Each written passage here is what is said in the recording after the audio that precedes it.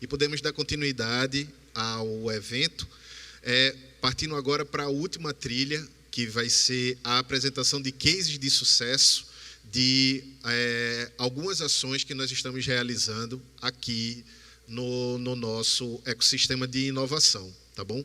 Então, para iniciar já essa trilha, já começar, obrigado a participação de todos, pessoal. Eu já queria convidar aqui a professora Maria Regina Menezes. Bom, sem sombra de dúvida, dos principais requisitos da sustentação de um ambiente de inovação o desenvolvimento de talentos. E, sem sombra de dúvida, a Regina tem um excelente projeto para mostrar para nós aqui. Regina, fica à vontade, o espaço é seu. Olá, meu nome é Giovana Tarquínio e o nosso projeto é coordenado pela professora doutora Maria Regina Almeida de Menezes, responsável pelo único programa de extensão da FOP-UPE que faz parte do PET, da FACEP e se chama PDTIS, Programa de Desenvolvimento de Talentos e Inovação em Saúde. Bem como obtemos a Visiomed como empresa parceira, cujo CEO é Mavo Eduardo Bispo, também sócio da Clínica Central do Dente, que forneceu seu banco de dados para a execução das atividades.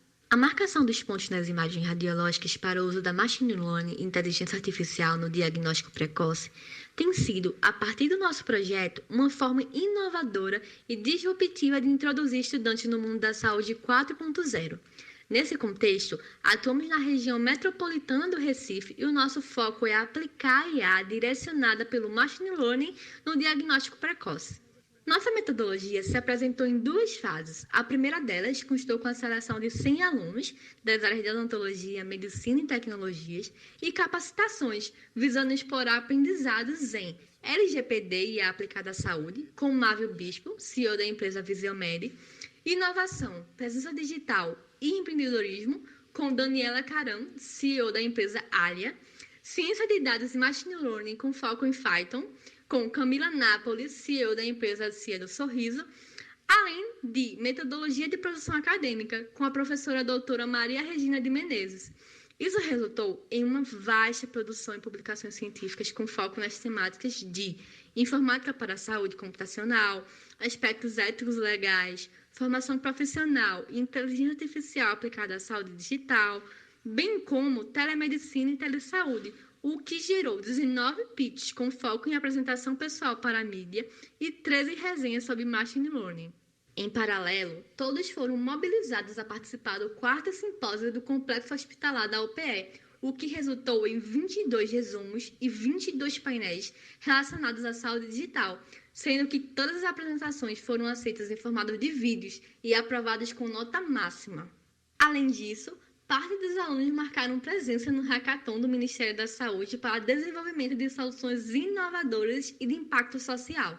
Na segunda fase, houve a seleção dos 10 bolsistas e mais 8 voluntários com foco no treinamento de máquinas e seleção de imagens radiográficas, resultando em 10.556 imagens processadas. O PET é um programa que está alinhado com as diretrizes curriculares nacional para a educação.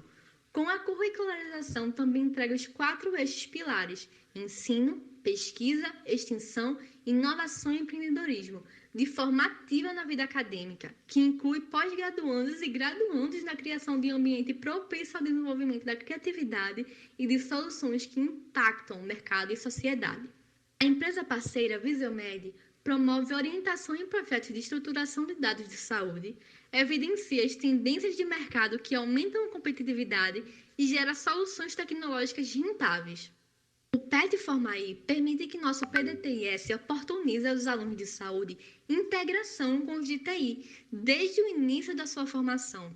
Além disso, se torna possível impactá-los através das capacitações, produção de pesquisas, produtos, patentes e startups, além de estimular o protagonismo, propósito e soft skills direcionados ao mercado de saúde 4.0 com pensamento disruptivo e empreendedor.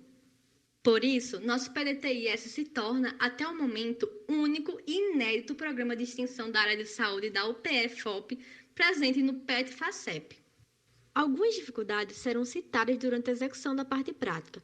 Presença de radiografias erradas, embaçadas, que cortaram o periápice com manchas, bem como sem alteração anatômica, a busca das imagens nos arquivos e gerar um cronograma com tarefas e entregas de forma a ajustar os diferentes cronogramas do time de estudantes. Assim, sugerimos tornar a bolsa uma proposta anual para que os desafios encontrados possam ser minimizados.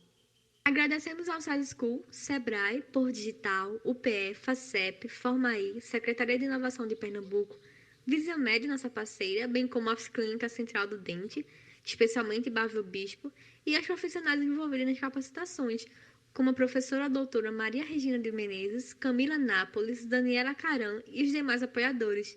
E, por fim, aos alunos que acreditaram no nosso PDT-IS. Regina, me fala tudo a respeito desse PDT-IS, suas impressões, o que é que você deixou mais legal? Bom, na verdade, esse projeto ele começou em 2017 com a parceria com o CESA, onde a gente levava pela primeira vez alunos de odontologia para dentro do CESA para fazer a conexão com alunos de tecnologia, porque nós temos o problema e eles têm a solução. E aí, com essa ideia, né, então nós desenvolvemos um primeiro protótipo de uma ideia junto com os alunos do CESA. E em 2019, 2018, em 2019, nosso projeto era híbrido, né? Ele associava, híbrido não é porque é presencial, e híbrido porque ele tinha parte de ação social com odontologia e tinha a parte de desenvolvimento de ideias. E aí, no processo, né, de andamento do projeto, a faculdade saiu de Aldeia e veio para Recife, né? E nesse processo nós tivemos que mudar. E aí foi quando veio a pandemia e aí nos tornamos totalmente virtual. Tanto é que eu estou aqui com minhas alunas e eu ainda confundo meus alunos, os nomes, porque eles são mais alunos virtuais do que presencial, né?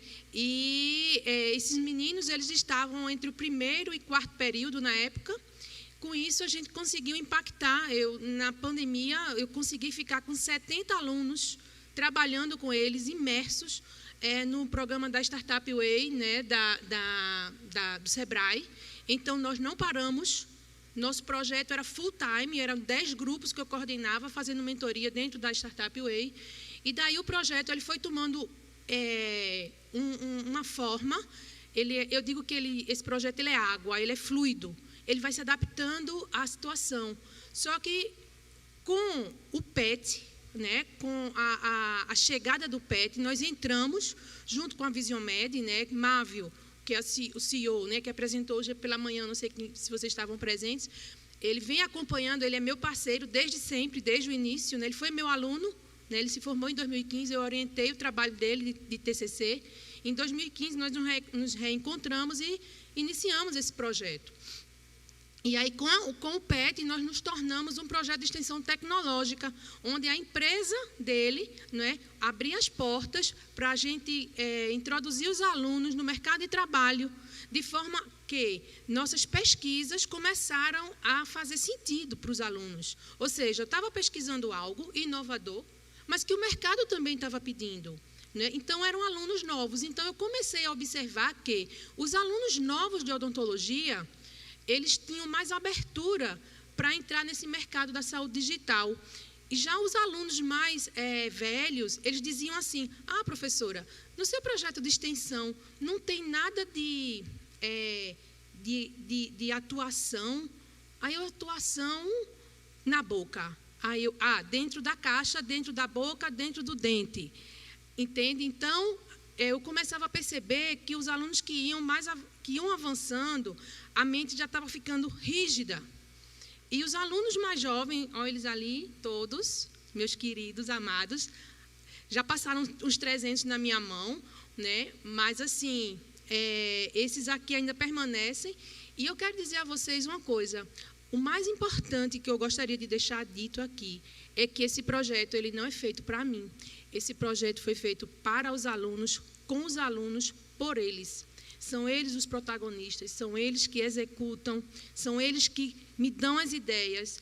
Eu, claro, né, tenho a mente, né, criando o processo, mas são eles que captam, são eles que executam. Não tem hora, full time, de meia-noite a meia-noite, eu durmo muito cedo, me encontro com eles de madrugada, respondo e toda hora nós estamos trabalhando. Então, é uma conexão onde os alunos que têm dentro de si um processo de autonomia de aprendizagem, eles conseguem se adaptar a esse projeto.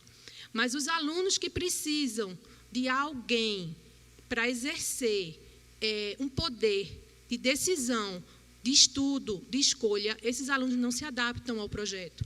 Porque esse projeto ele precisa de pessoas autônomas, proativas. Esse é o perfil. E aí, nós estamos agora no momento de meia maturidade, que eu digo. Eu tenho aqui monitores. Então, é como se eu fosse aqui em cima, eu tenho um grupo de vários CEO, que são os meus monitores, eles se dividem, eu não decido o que cada um vai fazer, eles se dividem, eu só digo que a gente precisa de prazos e de entregas. Eles se organizam e cuidam dos mais novos que chegam. Então, nós estamos agora treinando os mais novos, porque eu não sei o destino deles, né? Se eles continuam, se a gente vai criar agora uma nova instância, os monitores dos monitores, e aí vem os novinhos e os novinhos. Então, eles vão decidir, né, o que é que eles vão fazer. Então, assim, eu sou grata, né, às oportunidades. Acho que nós estamos deixando um legado aqui. Essa ideia de Emory, né, de juntar todas essas pessoas na área de saúde. A odontologia, ela sempre fica um pouquinho atrás. Então, só para dizer a vocês, apareceu o Hackathon de Saúde, né? E eu liguei para os meninos. Minha gente, vamos se inscrever no Hackathon de Saúde no Ministério. A odontologia precisa de soluções também. Então, quando eu entrei lá, que eu vi, era só soluções de prontuários para a área médica, para a área médica, para a área médica. Eu disse, não, vamos colocar soluções para a odontologia. A odontologia também precisa de um espaço. E eles foram. E aí participaram do Hackathon, lá no Ministério da Saúde, fizeram presença. Então, assim, é uma luta, mas a gente precisa abrir espaço para as pessoas que querem pensar fora da caixa e permanecer com sua formação de odontologia, porque só o especialista vai conseguir responder, não é, junto com um tecnólogo, a necessidade do que a nossa área precisa. Então, se a gente não abrir um espaço como esse, não é? Então, onde é que a odontologia vai responder em termos de saúde digital, né? Então, são vocês aí os responsáveis. Então, se você quiser que alguém dê um depoimento... Não, eu vou parabenizar a Regina, que a iniciativa é fantástica. Esse trabalho do PDT-IS está sendo realizado, é bem bacana. E torcer para que continue, porque há um consenso de que um ecossistema ele se fortalece com a formação de talentos e, sem sombra de dúvida, o teu trabalho que você vem realizando, ele é um exemplo a ser seguido pela formação de talentos como um todo. Só um minutinho, Emily. É porque o nome do programa, né, PDT-IS, é Programa de Desenvolvimento de Inovação e Talentos em Saúde. E aí ele não é só em odontologia, porque a gente integra alunos de tecnologia, alunos de medicina e alunos de odontologia, todos juntos trabalhando em cima de soluções simples ou complexas para problemas complexos. Parabéns, Regina. Vamos dar continuidade. Obrigada, então. Emory. Chamar agora para aqui para vir participar com a gente o professor Stark de Mello e a professora Claudinale Queiroz. Stark, cara, parabéns pelo trabalho, prazer enorme. Obrigado. Que vocês estão por aqui. Claudinale, bom demais receber vocês aqui. Queria que vocês explicassem um pouco do trabalho que vocês vêm desenvolvendo, dessa iniciativa. Stark, fica à vontade. Ótimo. Eu ia deixá-la iniciar aqui, mas eu vou estar iniciando, né? A gente teve um projeto em parceria, certo? Então, a professora Claudinale, né, da UPE, já tinha aprovado um projeto junto à FACEP. Isso, de certa forma, despertou ainda mais a parceria entre o PE e também a faculdade SENAC. E com isso a gente submeteu a proposta PET, né, e de um chatbot para o CISAM, que é uma maternidade, né, que a grande maioria aqui conhece, de Pernambuco, né, atende o estado de Pernambuco como um todo, e tem um problema, dentre vários problemas, né, que existem, o de marcação de consulta e procedimentos cirúrgicos. Então, o objetivo desse chatbot veio para resolver essa problemática de marcação de consultas e procedimentos cirúrgicos, né? Então, facilitar para os futuros pacientes, ou então já pacientes, essa marcação. E aí a gente montou uma equipe de alunos, né, da Faculdade SENAC, também com a participação do nosso aluno que participa do projeto ali, o Thompson, certo? E dentro de uma metodologia ágil, então eles se auto-organizaram e com a equipe multidisciplinar de profissionais da área de saúde, computação, engenharia e outros, a gente culminou entregando uma solução que eu diria até em tempo bem rápido. Ou seja, nos 3 meses do PET-CISAM a gente já tem uma solução rodando e um chatbot a partir de reuso de software existente, não de plataformas de software existentes como se faz hoje chatbot.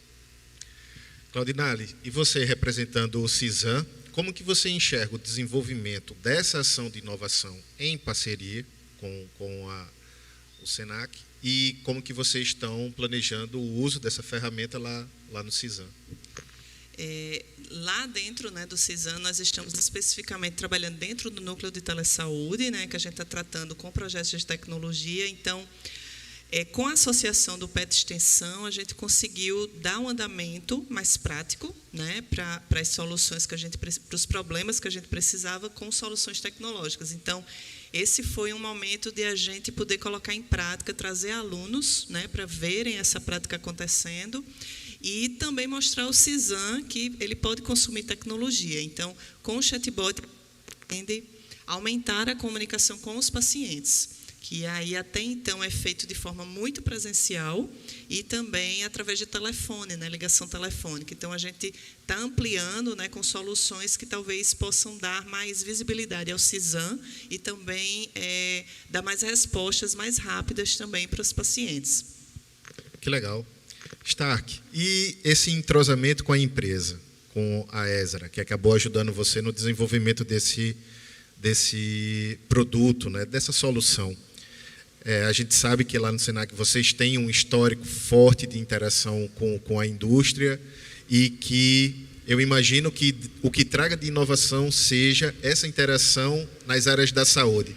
Fala um pouquinho dessa interação e da experiência que você vivenciou.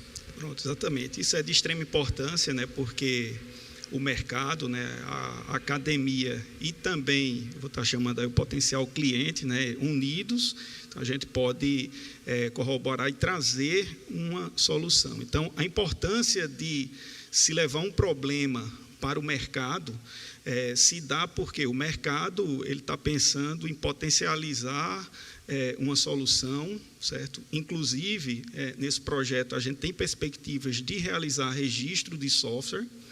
Os alunos já estão discutindo entre si a possibilidade de incubar a solução, certo? Para buscar novos clientes. Então, percebam que não só fica no cunho, vamos estar chamando aqui, acadêmico, né? E de trazer a tecnologia, mas avança até o ponto, talvez, de inserção no mercado da solução. E até é importante destacar, né, que não só um chatbot, né, mas permite essa interação que a professora Claudinale comentou. Então, aquele paciente que, por exemplo, ele está vindo do interior de Pernambuco e em acontecendo uma desmarcação da consulta ou algo aqui em Recife, pode ocorrer uma interação com o paciente e o paciente simplesmente cancelar aquela viagem. Então, isso é importante e até um avanço que a gente está pensando e apoiando até numa sugestão do professor Fábio, né? Dado que os pacientes eles não têm um grau de instrução tão elevado, então a gente já está partindo para ter aplicado aí um assistente virtual para marcação de consulta. Então, perceba que, ao invés dele escrever, né, no chatbot, ele pode simplesmente se comunicar com um app mobile e ele vai saber qual a situação da consulta dele, se está em dia, se não está em dia, se de fato está agendada, se ele pode ir, se ele não vai dar a viagem perdida, se ele vai reagendar. Então, assim, é uma solução simples, mas que traz um benefício, traz um ganho social, né, digital grande. Bom, pessoal, eu não posso deixar de parabenizar vocês pela iniciativa, pelos resultados que estão sendo alcançados e desejar sucesso na continuidade desse projeto. Tenho certeza que ele vai ser muito bem aproveitado pelo CISAM e tomara que ele consiga ganhar escala para entrar no mercado em direção a outras instituições também de saúde. E eu queria só agradecer ao SENAC, né, porque a gente, acho que é a primeira vez que o CISAM tem alunos do SENAC, então isso para a gente é muito importante, né? Para o aluno que está aprendendo, vendo uma realidade diferenciada, e para a gente que está tendo uma outra perfil de profissionais, né? Futuros profissionais dentro, né? Vivenciando com a gente. Então, foi muito importante mesmo. Que legal. Parabéns, então. Bom, pessoal, vamos dar continuidade aqui, apresentando o case de sucesso. Agradecer mais uma vez aqui ao Stark, agradecer à professora Claudinale. Pode deixar aí em cima da... Convidar aqui para vir participar com a gente, compartilhar também os seus resultados, o professor Rafael Henrique, que também desenvolve aqui atividades mais voltadas para o setor de saúde e bem-estar. Obrigado, Rafael. Fica à vontade, cara, para apresentar. Primeiramente, agradecer bastante ao convite do Emery, fazer parte do Locus de Inovação em Saúde, desenvolver projetos que atendam não apenas à saúde do ponto de vista médico, mas também voltado principalmente para essa linha de bem-estar, de atividade física, de esportes, que também é um outro ramo dentro até das ODS, que merece até ser um pouco mais bem valorizado, assim, porque pelo que a gente tem notado, é uma área que vai crescer bastante, principalmente ligado a aspectos de autocuidado em saúde, de uso de tecnologias que vão estar viabilizando, principalmente, o próprio automonitoramento mesmo de saúde, de atividade física, de comportamento sanitário, sono e outros indicadores também. Então, eu tive a oportunidade de participar do primeiro PET, juntamente com o professor Emery, onde a gente fez o desenvolvimento de um sistema de avaliação, avaliação que capta basicamente informações de velocidade que estão mais relacionadas também, pode iniciar, que estão mais relacionadas a uma avaliação motora mesmo, uma avaliação de desempenho que é aplicado, por exemplo, não apenas a avaliações de velocidade ligados a crianças, adolescentes, mas também altamente utilizado em esporte de alto rendimento, principalmente para monitorar a programação de treinamento, para poder acompanhar também diversos indicadores de desempenho.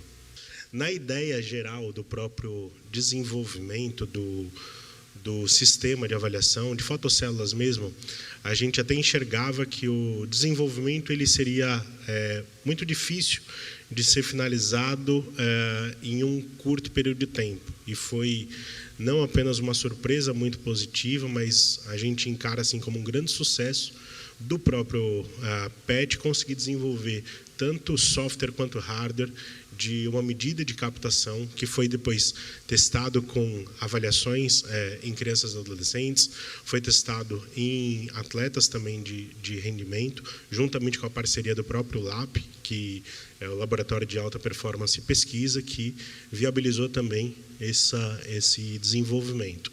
Mas, como vocês podem notar, a gente fez, primeiramente, o curso de capacitação, como acontece no próprio momento inicial do PET, e a gente teve assim, uma procura muito grande. A gente teve mais de 100 inscritos no primeiro momento de formação. A gente teve bolsistas de educação física, bolsistas da área de engenharia biomédica. Então, os meninos da engenharia biomédica lidando diretamente com a construção de hardware e de software, enquanto que os alunos da educação física captando informação para justamente validar nesse instrumento que acabou dando muito certo. Para além do próprio sistema que foi realizado do ponto de vista de captação mesmo de velocidade, a gente ainda tinha, por outro lado, a dashboard que foi utilizada também para monitorar esses indicadores em tempo real, e isso acabou sendo bastante utilizado também pelo pessoal do LAP, ainda utilizam bastante para as rotinas de avaliação de atletas e também para outros aspectos ali de desempenho. Bom, eu queria sim perguntar um pouco a respeito da iniciativa. Eu participei desse projeto auxiliando o Rafael, ele conduziu todo o processo, tá? Auxiliando mais na parte da engenharia e dando alguma orientação, mas sem sombra de dúvida que o Rafael coordenou muito bem todas as articulações, todas as atividades que foram desenvolvidas.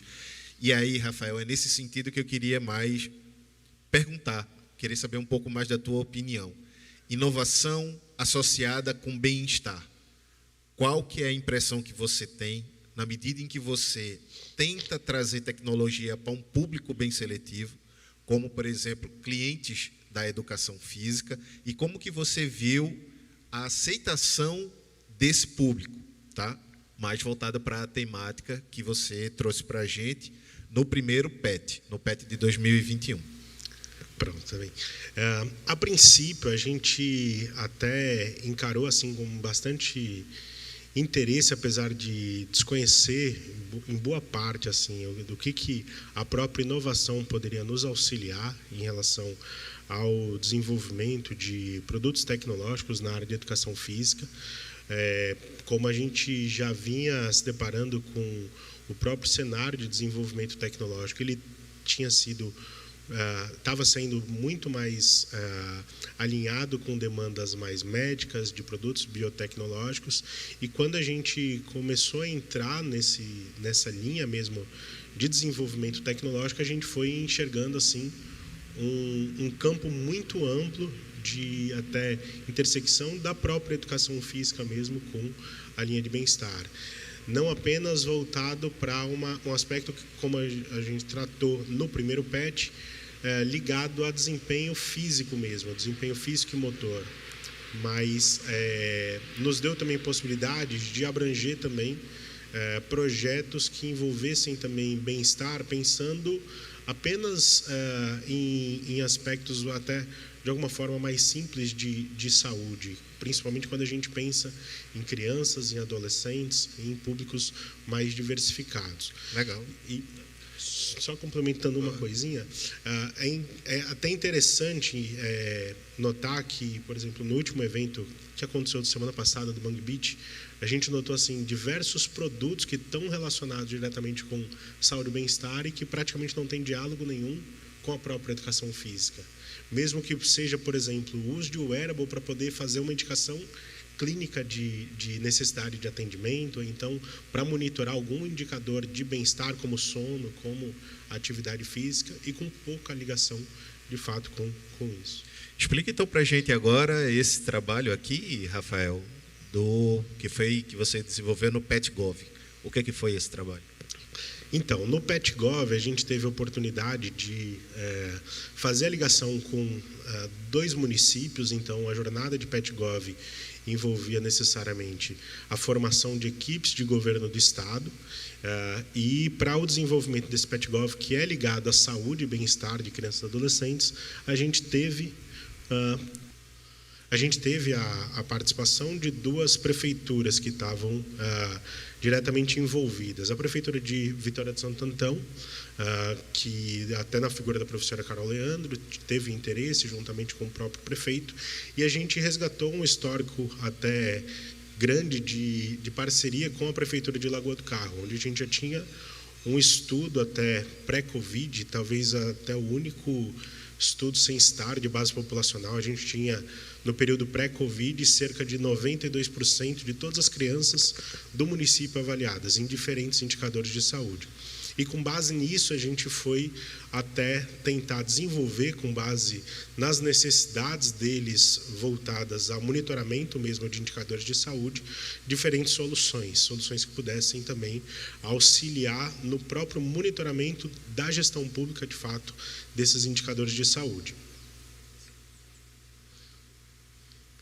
Então, a jornada de PetGov ela é um pouco diferente porque ela envolve a figura de formadores, então são 4 formadores, para além da figura do coordenador, e 5 alunos de pós-graduação. Então, nós temos aqui o professor Marcos André, da Educação Física da UPE, o professor Tony Meirelles, que é da Educação Física também, aqui da Federal, e a Shirley, que é bastante conhecida de muitos de vocês, também participando dessa parte ainda ligada à tecnologia da informação.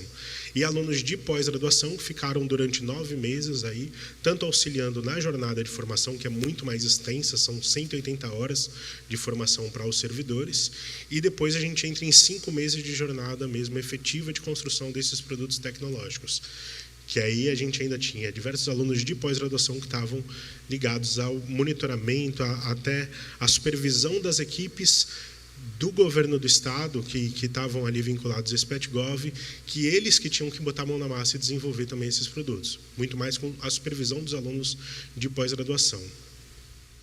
Então, aqui eu só passo rapidamente sobre as informações que a gente tinha desde da fase 1 de avaliação e monitoramento, com diversos indicadores, aulas também de ciência de dados aplicados ao próprio monitoramento de saúde, as informações aqui que foram desenvolvidas durante a primeira fase de definição do problema de cada um dos 2 municípios, tudo isso com matriz CSD.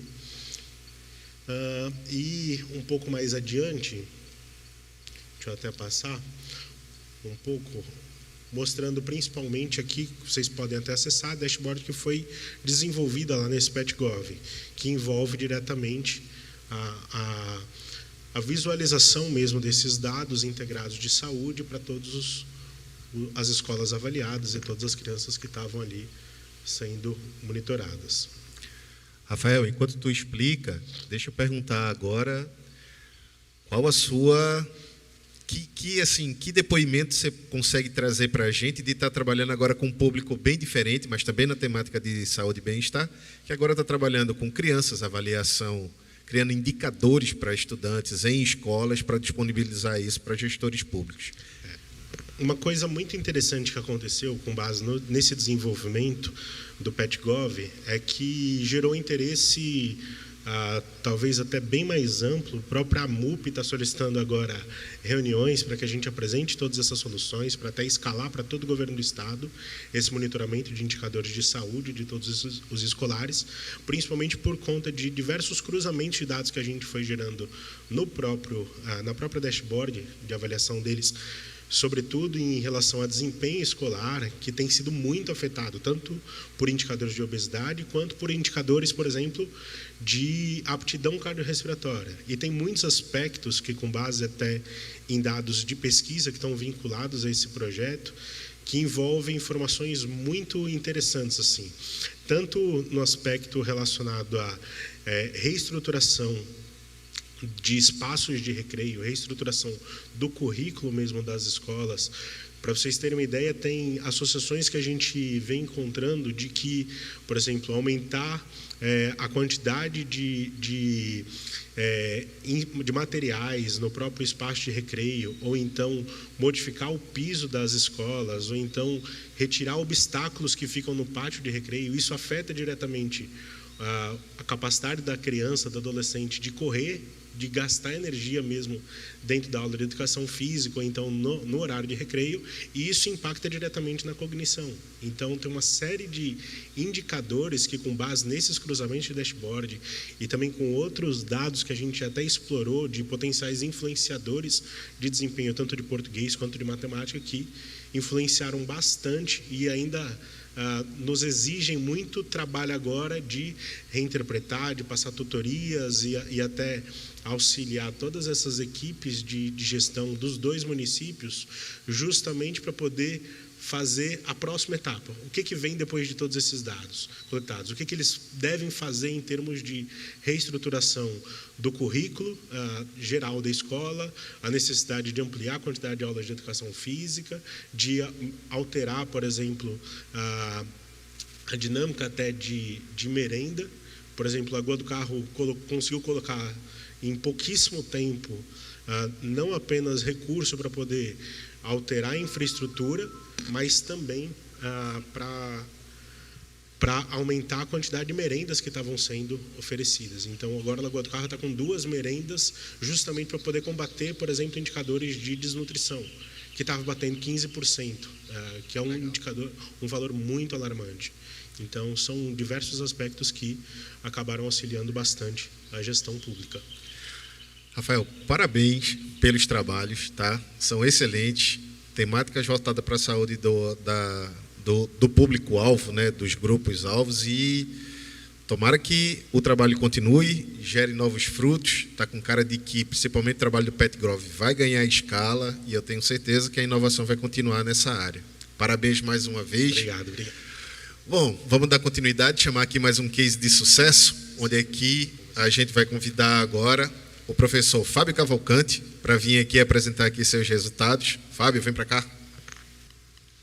Fábio, conta para a gente aí qual foi a ação que você está realizando, está liderando, e quais foram os resultados que inicialmente conseguiu obter. Pois bem, primeiro agradecer ao convite, né, a oportunidade de ter chegado aqui para trabalhar com PET. Hoje eu vou só no gogó, como diz a história. A oportunidade de fazer o projeto, de participar do PET, vem muito de uma reaproximação. A professora Claudinale, né, que já conhecíamos de outros projetos. Quando eu cheguei na universidade, nos reencontramos. O professor Stark tinha pedido um projeto interessantíssimo do chatbot para o CISAM, e a minha rotina de encontro é coincidente também com apresentar onde foi apresentado a você. Então, na verdade, eu sou fruto dessa máquina de trabalho, de produção, que é Claudinale, Stark e Emery, né, que me convenceram, na verdade, que tinha um projeto interessante a ser realizado, e me colocaram dentro dessa rede de contatos que envolve, inclusive, quem participou pela parte da manhã, o relacionamento com o professor e CEO e empreendedor, o Elir Teixeira, pela Sem Fio. Então, naquela ocasião, nós vimos que tinha uma necessidade do CISAM no que diz respeito a diminuir a carga de trabalho, o esforço de carga horária homem, né, dia, nos serviços de monitoramento de temperaturas. Havia uma demanda da startup de ser mais bem conhecida nesse desenvolvimento e uma fragilidade na formação do estudante de saúde em saber o que danados são produtos termoláveis, que têm uma dificuldade muito grande de ser armazenado, que têm uma dificuldade muito grande de ser distribuído, que têm uma sensibilidade à temperatura diferente. Então, a gente juntou, na verdade, o pessoal falou: Fábio, o projeto como é que funciona? Na verdade, o projeto tinha várias ideias, situações e produtos já desenvolvidos, mas que a gente precisava dar escala, fazer com que o aluno da medicina, da saúde coletiva, da fisioterapia entendesse o que danados são esses medicamentos termoláveis, nem medicamentos, produtos sensíveis à temperatura. E nós fomos recebidos lá no CISAM pela doutora Lorena, da agência transfusional, que nos apresentou situações bastante críticas no que diz respeito aos hemocomponentes, onde ela tinha câmara lá que precisava ser mantida a menos 25 graus, outras a 2 e a 8, que se assemelhava àquele exemplo que o Eli falou de manhã das vacinas, que ficam nessa casa de 2 a 8 graus, e também tinha hemocomponentes que precisavam ser armazenados à temperatura ambiente. E o processo de medição que era realizado era manual, realizado por um dos funcionários, em escalas de plantão e de diária, ou seja, cada horário que ia ser feito a tomada de temperatura é feito por um profissional diferente, com uma escala de rodízio que é típica de um hospital, que muitas vezes você tem ali técnicos, você tem auxiliares, você tem estagiários, numa área extremamente crítica, que é uma agência transfusional, principalmente dentro do universo de atendimento do CISAM. Então, o projeto foi todo desenhado e você participou da primeira fase conosco, explicando o que danado poderia ser tecnologias embarcadas, o que poderia ser IoT, internet das coisas, para um termômetro. Veio a participação de um grande cara também, meu xará Fábio Formiga, que é desenvolvedor de tecnologias farmacêuticas, dizendo o que danado era esse produto termolável, qual era a dificuldade da incerteza de você oferecer a um paciente um produto fora de um controle de temperatura. E eu vim com a parte, junto com ele falando da parte da tecnologia embarcada, mostrando um pouco do processo regulatório. Porque, no final das contas, Emery, a dificuldade do aluno de saúde ela é muito maior do que apenas o produto em si de saúde. É ele entender que existe um produto que está no hospital que tem um cuidado e uma característica da temperatura muito grande. Existe a preocupação da gente ensinar para o aluno da saúde que existem tecnologias outras de TI que podem melhorar o funcionamento e a automação do processo, mas também existe uma outra necessidade de informação, que é quem são os órgãos regulatórios que obrigam esse hospital a controlar a temperatura e que obrigam também o desenvolvedor de tecnologia a se adequar. Não é porque, no final das contas, a ideia de fazer uma tecnologia nova não passa, muitas vezes, por o desenvolvedor, que aquele produto ou aquele serviço será regulado por uma Anvisa da vida, será regulado por uma agência de vigilância sanitária que tem critérios pré-estabelecidos para aquilo. Cara, e o que é que você viu assim de aspecto importante a respeito dos alunos, da equipe que estava trabalhando contigo? Qual foi a reação, motivação? O que é que você viu assim de... Rapaz, a turma só não está aqui porque foi semana de prova, devem estar aí, entre uma prova e outra acompanhando online. Primeiro, a minha surpresa que eu achava que seria um tema extremamente caro para os alunos de saúde coletiva no que diz respeito à formação sanitarista que eles estão em desenvolvimento. Curiosamente, vieram 80% de alunos da medicina. Que legal. Né? E todos os alunos que chegavam na medicina faziam assim: Fábio, a gente não sabia, não tinha a menor ideia do critério do risco que é não controlar corretamente um produto termolável no hospital. Não é? Curiosamente, desses alunos que vieram para a segunda fase, Emery, 3 alunos da medicina oriundos de escolas técnicas de formação na área de computação. Oh, que legal. Né? Já tinha um suporte, pelo menos, para conhecer linguagem de programação. O vídeo só saiu porque os caras entendem um pouco mais além de tecnologia, né? Não só de tecnologia, de comunicação também. Então, os meninos começaram a ver e conversaram muito com o Elir quais eram as características próprias do produto em si. Perfeito. Saíram insights para o Elir melhorar, inclusive, o produto dele. Sim. Né? Até que ponto a formação do técnico que está trabalhando na agência transfusional precisa ser mudada para ele entender qual é o critério de medição de temperatura daquele termômetro, que antigamente, ou pelo menos na leitura da máquina, precisava que ele tomasse nota da temperatura, e agora eu estou com algo ligado lá dentro, 24 horas, 7 dias na semana, monitoramento completo, e que se ele não avisar, por exemplo, a gerente que aquela câmara vai passar por uma higienização e não foi para o livro de controle, o sistema vai apitar. Sim.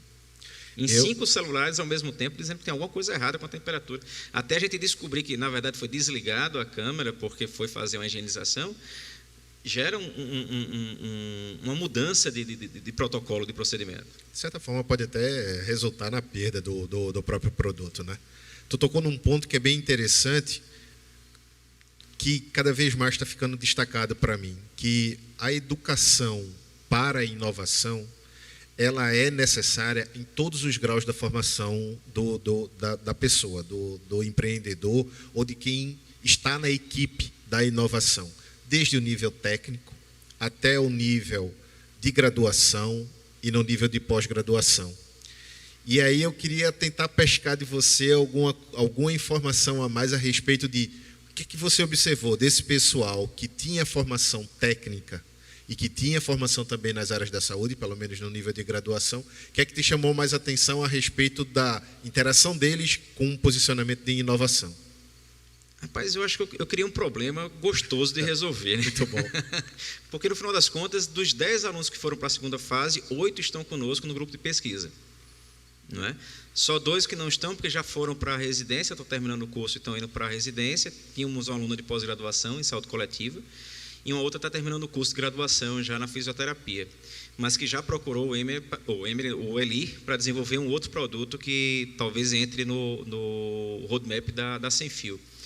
Então, eu brinco que foi um problema que eu gerei gostoso. Todos esses alunos começaram a se ver necessários nessa cadeia de desenvolvimento inovador, seja do ponto de vista do conteúdo ou do ponto de vista do empreendimento mesmo, propriamente dito. Por exemplo, eles começaram a ver que não dá para ser apenas aluno daquelas 4 conteúdos da saúde. Não dá apenas para ele ser o aluno só do conteúdo da tecnologia, nem dá para ele ser só o conteúdo da saúde. É muito multidisciplinar, né? Completamente, completamente. Situações curiosas do ponto de vista de fazer uma reunião com o pessoal da engenharia clínica para explicar o que danado eles estavam fazendo. Isso, um aluno de 4º período de medicina, é abrir o juízo do cara em 4 bandas.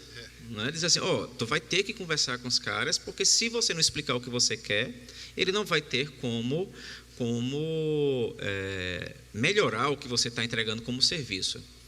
Da mesma forma, os próprios profissionais de nível superior, de entender que é possível desenvolver tecnologia para aquilo.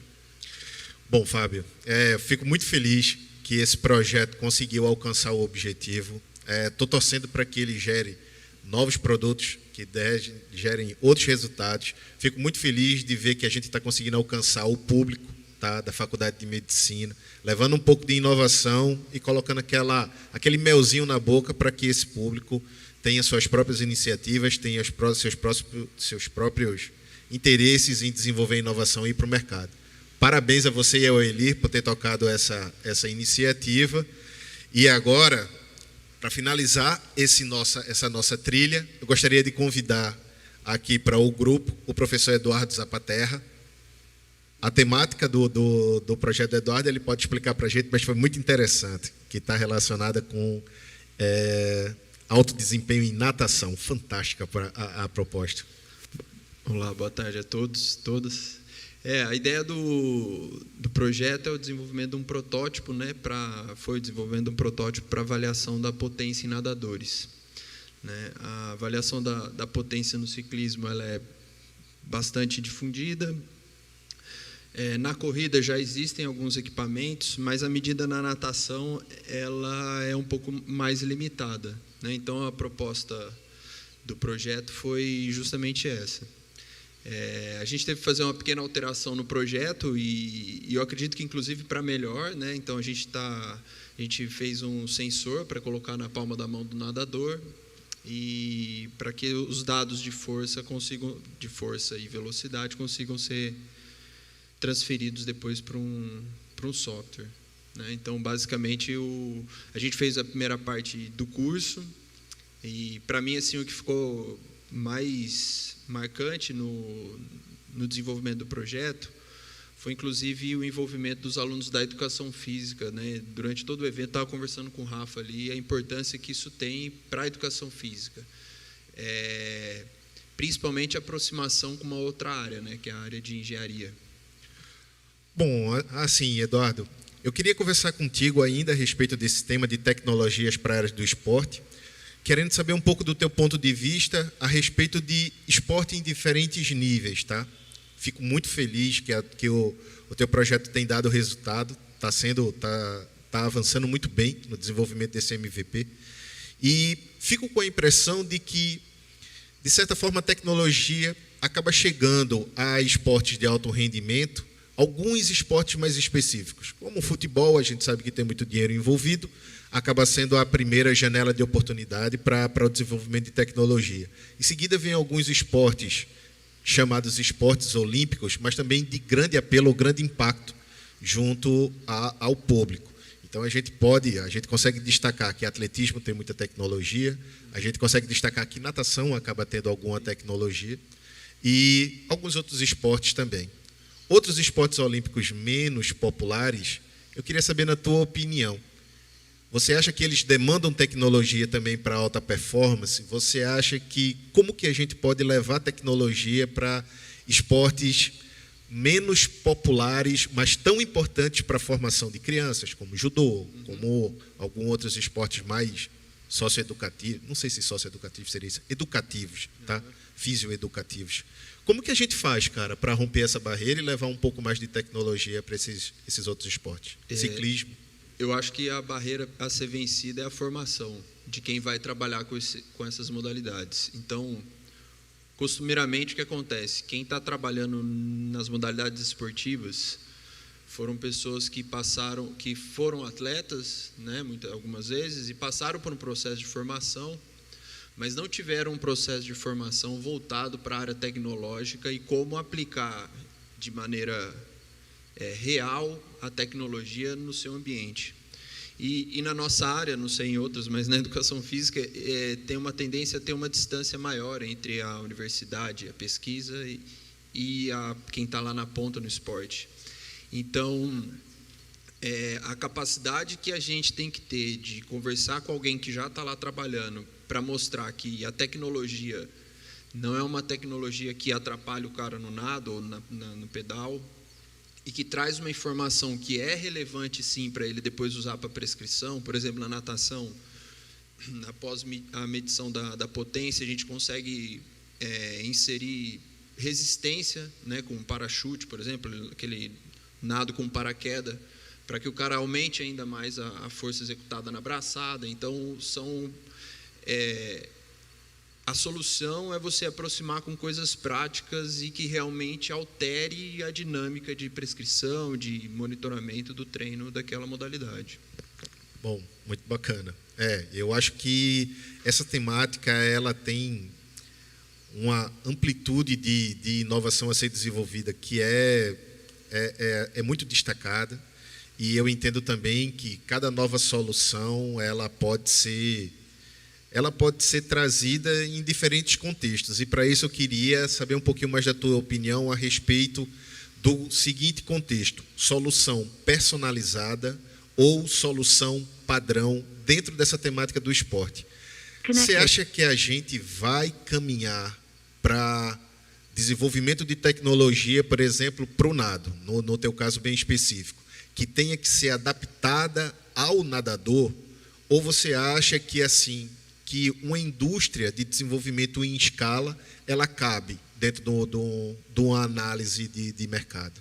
Eu acho que vai depender do produto. Eu acho que tem produto que ele cabe. Já existem produtos que são usados em diferentes esportes de maneira bastante ampla e que engloba a natação, pode ser o ciclismo, o futebol. Então, depende muito de qual variável a gente vai medir. Algumas outras variáveis, elas precisam ser, de certa forma, específicas, né? Principalmente pela demanda da modalidade. E dentro da modalidade você tem outras demandas, que é a especificidade do atleta dentro daquela modalidade, né? Então, no caso da natação, um protótipo como esse, ele também serve para o cara que faz nado em águas abertas, por exemplo, que não é o cara que está na piscina, é o cara que está no rio, no mar. Então, a gente consegue fazer essa medição nesses ambientes também. Então, tem produto que é aplicado em escala, que vai servir e já serve, mas alguns tem que ser bastante específico. Legal, cara. Eduardo, parabéns. Eu acompanhei de perto o desenvolvimento do projeto. Posso dizer que estou na torcida enorme para ver o MVP final. A equipe é fantástica, está empenhada em conseguir resultados. Estou bem feliz de que esse projeto está andando e estou torcendo para que ele tenha sucesso de continuidade e que o pessoal se interesse em acabar montando suas startups e começando novas ações empreendedoras para colocar esses produtos no mercado. Bom, gente, com isso nós encerramos aqui o nosso dia, no nosso primeiro dia do Locus Health Innovation Week.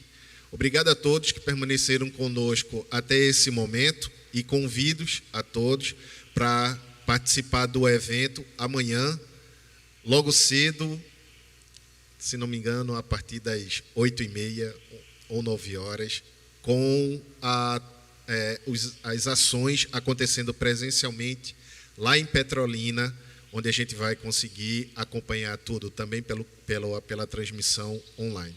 Ok? Mais uma vez, obrigado a todos, obrigado ao pessoal que esteve presente aqui comigo, obrigado aos colaboradores, às instituições, à SECT pelo aporte financeiro, a UFPE pelo apoio aqui de logística e de infraestrutura, a Univasf, que está dando esse suporte para nós com a coorganização do evento. Sucesso amanhã, estaremos juntos, continuando trabalhando nele, e ao Sebrae, que também é nosso parceiro na realização das tarefas. Ok? Espero vê-los amanhã. Até mais.